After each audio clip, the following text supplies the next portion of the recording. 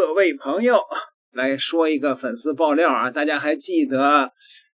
中国的中共中央党校有一个叫蔡霞的教授吗？啊，退休以后呢，这个可能是到美国来看他女儿了吧？结果呢，在美国呢接触了这个独轮运了啊，当了反贼，我估计还练上法轮功了。他就是一个老轮婆子了，蔡霞。那位说你怎么知道他那个练法轮功了？你看他天天那个在大纪元上啊，接受这个轮子的专访写文章，你说他没练功，谁信啊？反正这家伙练的这脑子也是不太正常的，本来也没多少脑子啊，这个就随着那个逝去的两腿之间流出去的青春啊，一绝就永不回了啊，是吧？那个绝经的轮婆子在下，现在呢啊还被这个反贼的一个刊物给开除了。他在美国没有营生啊，他那个在那个中央党校的那点退休金也全给他停了啊。那干嘛呢？现在呢替这个反贼刊物来那个打工，结果还被开除了。那到底怎么回事呢？他自己说的啊。他说关于我退出爆点周刊的声明，实际上是人家把他给开除了。什么叫爆点周刊啊？就是好像是那个比利时的一个反共的小团体，他们呢搞了这么一个网站叫爆点周刊。刚搞啊，这在推特上那只有几千个人的关注，搞了那么一个破网站，也是整个的也是轮子风格的那种网站。我估计可能是套取那个欧洲的那些反共经费的吧，啊，就蔡霞就加入了他们。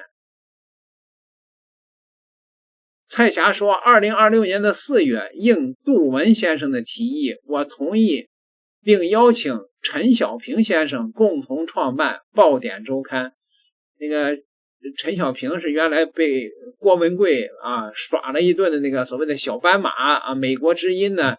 陈小平跟那个龚小夏在一块儿的啊，后来都被美国之音给开了吧啊，陈小平后来又回去了啊，不是，陈小平是明镜周刊的，和和平在一起的，后来呢他被美国之音给招过去了，结果美国之音呢不是解散了吗啊，他也没了工作了。这是蔡霞请他一块儿搞个反共的刊物啊，说是我参与创办爆点周刊唯一目的就是希望在中共日益严密的信息控制之下坚持独立发声，维护公共讨论空间。创办之初，杜文与我明确约定，我担任主编，负责刊物的内容建设，并拥有稿件录用的编辑决定权。杜文先生当时表示，他主要是负责公司的事务和运营，编辑部工作由我负责，这也是编辑部所有成员了解的工作安排。上线1个多月以来，编辑部3位成员投入了大量的精力，陆续邀请作者组织稿件，爆点周刊开始获得越来越多的作者和读者的关注。就在爆点周刊上线后不久，中共警方曾找到我的女儿，要求她转告我退出爆点周刊，对此我没有接受任何的威胁。我始终认为因言获罪本就不应存在，更不能株连家属，我不会因为中共的压力放弃自己的原则。遗憾的是，我最终退出爆点周刊并非因为中共的打压，而是因为与杜文先生在办刊理念上的根本分歧。我与杜文先生的分歧主要集中在3个方面，瞧瞧啊，什么方面呢？第一是编辑独立，我始终认为媒体最重要的是编辑标准的一致性，主编应当依据文章的事实、质量、逻辑、价值取向决定是否刊发，而不是根据作者是否知名、是否拥有流量，或者是否符合其他与内容无关的标准。蔡霞的意思是你只能刊登造谣抹黑老共的那些轮子的文章，符合轮婆子蔡霞的那个标准的才行。因为他负责编辑嘛，对吧？啊，你只要是转轮子，蔡霞就给你登，他就这个意思呗。最近2天，杜文先生提出希望限制部分匿名作者的稿件，并表示这是投资人的意见。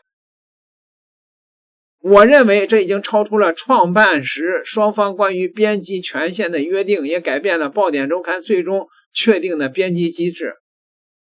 因为他刊登的那玩意儿啊，都是他娘的转轮子的神经病的疯话，而且都是那些匿名的。人家投资人啊，就是那个比利时的反共那个基金，他也得要个脸啊！你不能弄一些轮子的神经病疯话，全是这玩意儿啊！匿名的不行，人家说啊，匿名的不行，这都是那网上也不知道那个哪来的精神病啊写的这玩意儿，看着就像是大型的精神病院现场一样。我们这周刊虽然是反共啊，但是呢，我不希望搞成大型的这个轮子的精神病院现场，就这个意思。蔡霞说不行啊，匿名作者的问题，杜文先生主张媒体应该更多采用实名作者。我则认为，在今天中文互联网环境下，大量优秀作者出于对自己家人安全的考虑，使用网名写作是完全可以理解的现实选择。对于编辑部而言，真正重要的标准应当是文章是否真实，是否有价值，而不是作者是否公开真实姓名。匿名并不意味着可以降低事实标准，更不能成为逃避责任的理由，但是否实名本身也不应该成为衡量稿件质量的标准。蔡霞的意思就是越这个疯狂，越转轮子啊，我就越给他登。问题是人家杜文可能是考虑到，你要是蔡霞轮婆子，你要是这么弄的话，我还真不知道你所谓的这个匿名作者存不存在，是你个轮婆子蔡霞从那个法轮功的那帮邪教的精神病那儿啊弄来的内容啊。我这儿可不是大纪元啊，你把我这儿变成人家的第2个大纪元吗？或者说是轮婆子蔡霞你自己写的那些文章，你他娘的说是匿名的，感情稿费都是你一个人的呀。往下看啊，今天仍有大量的中文作者之所以匿名，并不是为了逃避责任，而是为了保护自己和家人的安全。在这样现实的环境下，媒体应当首先应当保护作者，而不是因为作者匿名就轻易的沾上来路不明、背景不清、麻烦不少等标签。瞧见了吗？瞧见人这个投资人说了吗？说蔡霞你是不是他妈自己弄来的，给自己领钱呀？编辑应当审查的是文章，而不是怀疑作者的人格。我尤其不能接受的是，在没有证据证明作者存在着事实造假、抄袭或其他失范行为的情况下，仅仅因为作者使用网名，便以来路不清、背景不明、麻烦不少等概括评定、否定其人格和作品。这样的做法既不符合我一贯坚持的学术和编辑原则，也会伤害那些因为现实风险而不得不匿名写作的人。我必须声明这个原则：匿名写作不是原罪。第3是人工智能 AI 的使用。杜文先生认为应该严格限制 AI 痕迹明显的稿件。我认为这个问题不能简单的概括为能不能用 AI。今天 AI 已经成为许多行业普遍使用的辅助工具。真正的问题在于不是是否使用 AI， 而是如何使用 AI。如果作者把 AI 作为资料整理、语言润色、逻辑校验等辅助工具，而文章的主要观点、分析架构、判断结论和责任仍然属于作者本身，我认为这种使用方式并不违背写作文理。真正需要反对的是完全依赖 AI 生成内容或利用 AI 制造虚假信息，逃避作者责任。因此我无法接受把所有的使用 AI 辅助写作者的作者一概排除，也无法接受是否将使用 AI 本身作为录用与否的简单标准。这个轮婆子蔡霞越来越把这个投资者当傻瓜了。投资者担心的就是这个轮婆子，这个疯婆子蔡霞，然后呢自己用 AI 工具弄一大堆精神病的轮子的呓语，然后呢稿费全都让他给领走了。你们看出来了吗，朋友们？你们看出来了吗？那在过去几十年的学术工作中，我始终坚持一个原则，即所有的观点必须经得起事实的检验，所有的引用必须注明出处，所有的作者应对自己的文字负责。今天这一原则不会使用 AI 工具的到来而改变。伦婆子，你要是这么说的话，那匿名了你怎么找到作者呀？我始终认为，作为主编，我的编辑工作基本理念是：文章质量高于作者身份；2. 事实标准高于流量标准；3. 保护作者安全是我必须坚持的重要原则之一啊！就是除了我伦婆子之外，你们谁也不能知道这个作者到底是谁，这个钱汇给谁了。